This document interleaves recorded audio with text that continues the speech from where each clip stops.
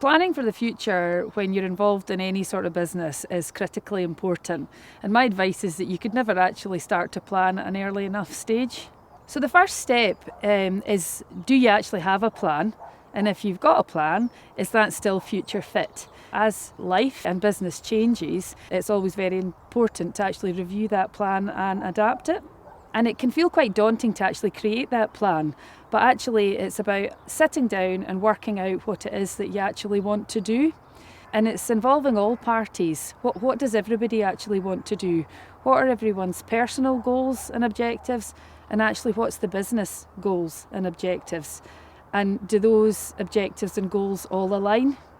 When you work in a family business environment, it can be challenging at times because there can be competing interests, there can be worry about losing control and security.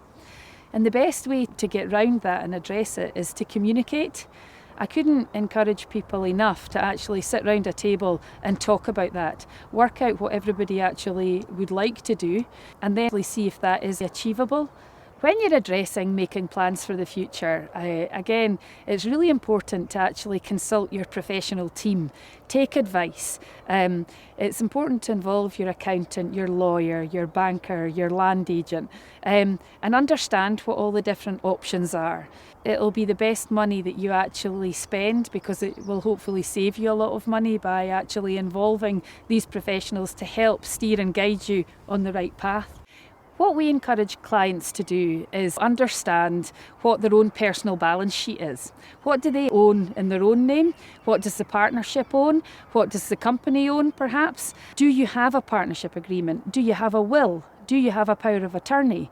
Who would look after your affairs if something happened to you? It's so important that you've got all your documentation in order and easily accessible if something happens to you. Communication is really, really key. In most circumstances, everybody can manage to sit round the table and work out what their objectives and goals are and whether their family are interested in getting involved in the business moving forward. But sometimes it can be challenging because relationships have broken down, and there are many succession planning facilitators or mediators out there that can actually come and join the conversation and help facilitate that. The autumn 2024 budget threw out some major reforms to the inheritance tax legislation. But what I would say is don't panic. Look at this in bite-sized chunks. Break it down and look at your own family and business affairs.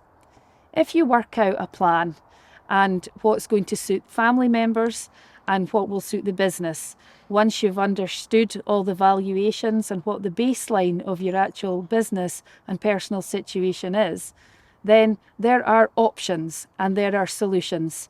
So take advice and look at your own situation.